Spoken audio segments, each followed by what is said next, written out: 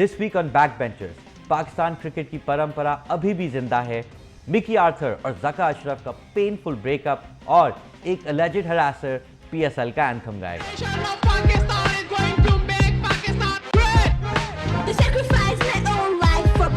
क्या कहा? सारे मिलके हमको पागल बना रहे। मेरी माँ प्यारी प्यारी बहनों, ये कौन इस एजेंडे को फरोग दे रहा है?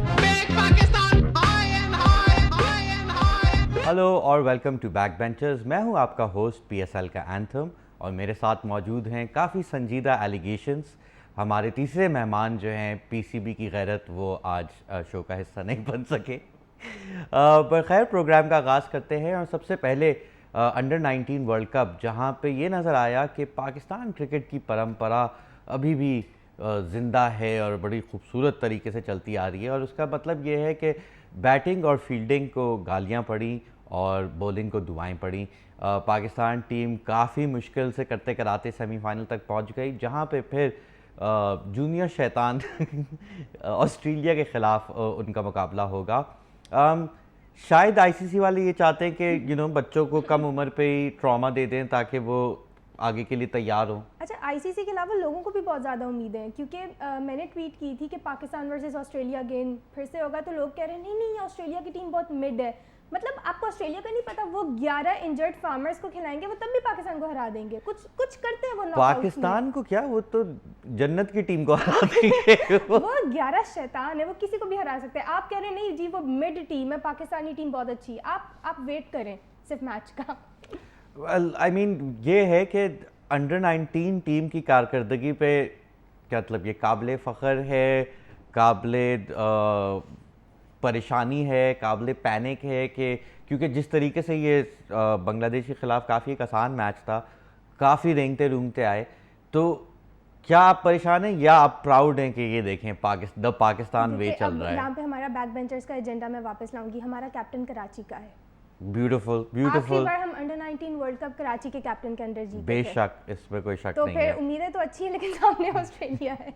कोई जल्जला आ जाए या कुछ तो शायद पाकिस्तान का चांस बने, मगर खैर ये तो था पाकिस्तान की जो क्रिकेट टीम। मगर एक हफ्ता गुजरे और PCB में कंट्रोवर्सी ना हो, ये कैसे हो सकता है?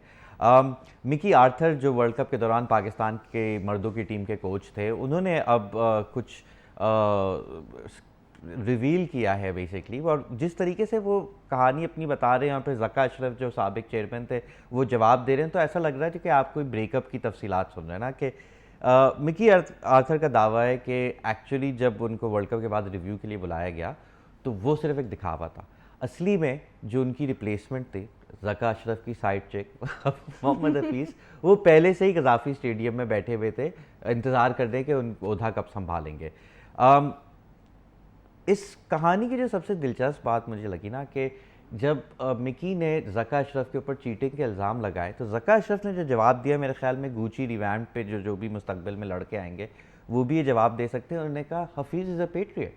तो आपको भी कोई कहे कि आप चीटिंग कर रहे हैं, क्या आप नहीं, ये मेरा पार्टनर नहीं, ये पेट्रियट है। तो आई थिंक पूरे पाकिस्तान में इसके खिलाफ कोई सवाल नहीं उठा सकता। ये तो ज़का अशरफ ने ना बिल्कुल ही वो वाली बात कर दी, to sacrifice my own life for Pakistan. इस वक्त रेस चल रही है, सबसे ज्यादा पेट्रियाटिक कौन है, हफीज, अहमद शहजाद या मरियम नवाज?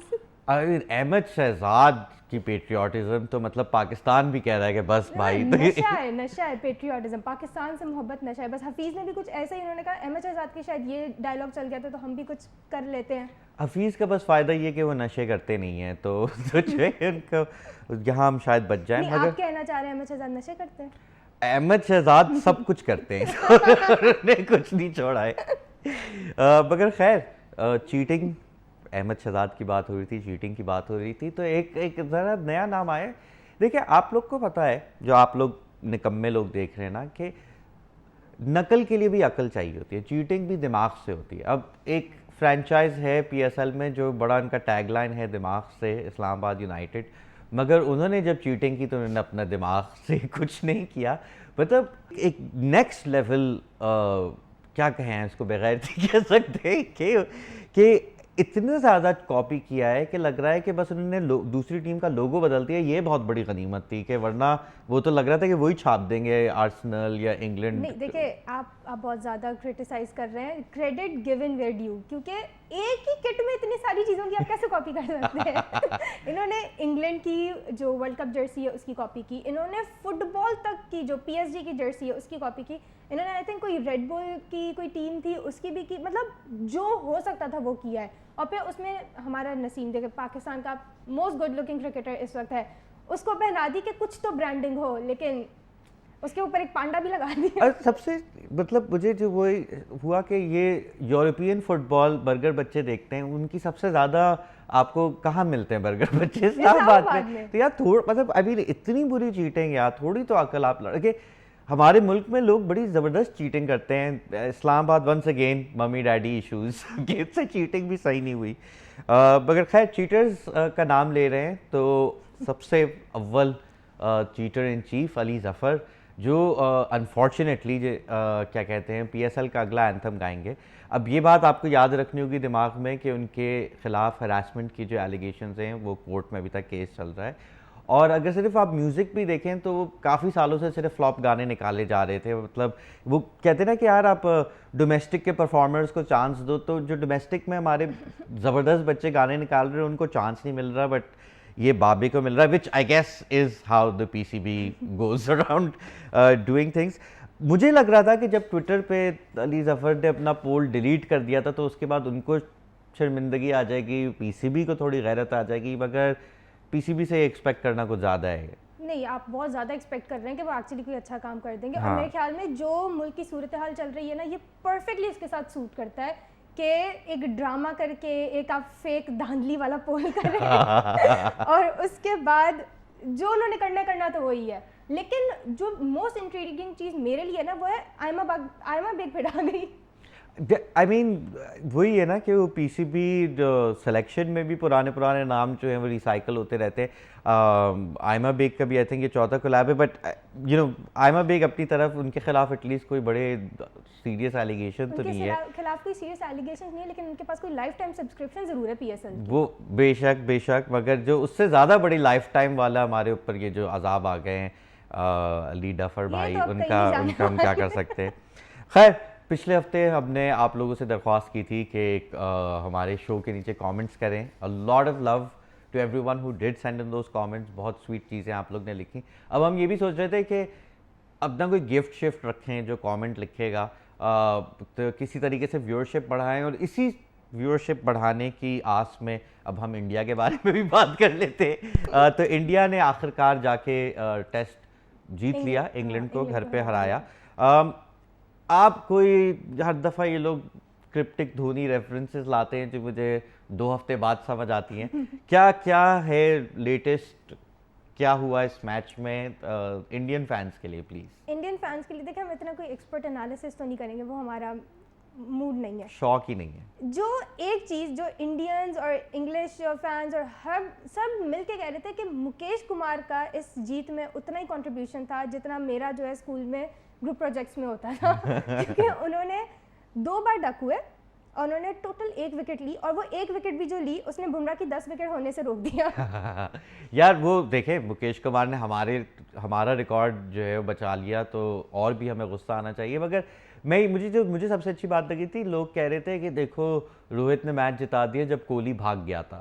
مطلب کہ بیچارے کے پرسنل ایشوز پہ بھی روہتینز نے موقع نہیں چھوڑا وراٹ کی بجانے کا.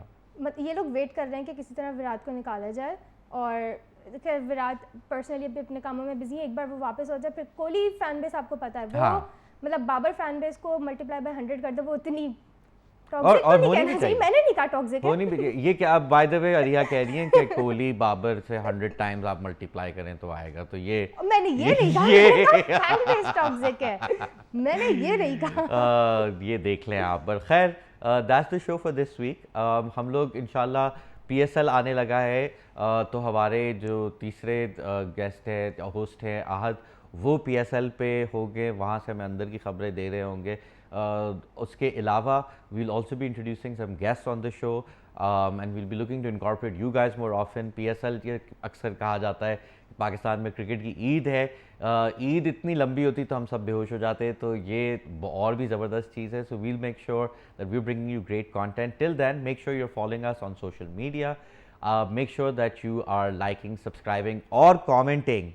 کامنٹ سے مطلب نا کہ اس دفعہ اتنا نہ ہوا, بٹ آئی تھنک بڑا فائدہ ہوگا, اور آپ لوگ اتنی پیاری کامنٹس دے رہے تھے. So please make sure that you doing that as well. From me, Ahmar and Reha, we'll catch you again next week. Till then, خدا. Pakistan is going to make Pakistan great. The sacrifice their own life for Pakistan. क्या कहा Their own life. सारे मिलके हमको पागल बना रहे हैं. मेरी माओ प्यारी प्यारी बहनों ये कौन इस एजेंडे को फरोग दे रहा है?